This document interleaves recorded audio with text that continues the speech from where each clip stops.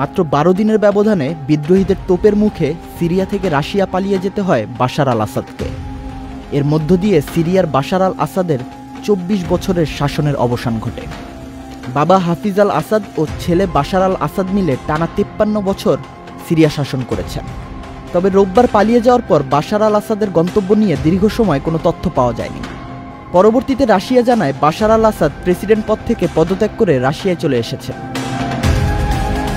বিদ্রোহীদের রাজধানী দামেস্কে প্রবেশের মুখে গত রোববার পালিয়ে রাশিয়ায় রাজনৈতিক আশ্রয় নিয়েছেন সিরিয়ার শাসক বাশার আল আসাদ। এখন রাশিয়া জানিয়েছে বাশার আল আসাদকে তারাই নিরাপদে দামেস্ক থেকে সরিয়ে নিয়ে এসেছে। এমনকি পুতিন নিজেই বাশার আল আসাদের আশ্রয় অনুমোদন করেছেন। বাশার আল আসাদের স্ত্রী সন্তানেরা আগে থেকেই মস্কোয় অবস্থান করছিলেন। রাশিয়া জানিয়েছে তাদের রাজনৈতিক আশ্রয় দেওয়া হয়েছে। রাশিয়ার উপপররাষ্ট্রমন্ত্রী সের্গে রিয়াবকভ জানান, বিদ্রোহীদের তড়িৎ অগ্রযাত্রার মুখে বাশার আল আসাদকে খুবই সুরক্ষিত উপায়ে দামেস্ক থেকে সরিয়ে আনা হয়েছে। রিয়াবকভ আরও বলেন, বাশার আল আসাদ সুরক্ষিত ছিলেন এবং এরকম পরিস্থিতির জন্য রাশিয়া প্রস্তুত ছিল। রাশিয়ার উপপররাষ্ট্রমন্ত্রীকে বাশার আল আসাদকে এখনও বিচারের জন্য ফেরত দেওয়া হবে কিনা এমন প্রশ্ন করলে তিনি জানান, আন্তর্জাতিক অপরাধ আদালতের এমন সনদের অংশীজন নয় রাশিয়া। ১৯৪৪ সালে তৎকালীন সোভিয়েত ইউনিয়নের সঙ্গে সিরিয়ার কূটনৈতিক সম্পর্ক শুরু হয়। এর এক দশক পর প্রথম আরব দেশ হিসেবে সোভিয়েত ইউনিয়নের কাছ থেকে অস্ত্র কেনে সিরিয়া। ৯০-এর দশকের শুরুতে সোভিয়েত ইউনিয়নের পতন ঘটলেও দুই দেশের মধ্যকার মজবুত সম্পর্কে ভাটা পড়েনি। সিরিয়ার তারতৌসে রাশিয়ার নৌঘাঁটি রয়ে যায়। ২০০৪ সালে প্রথম রাষ্ট্রীয় সফরে মস্কো যান বাশার আল আসাদ।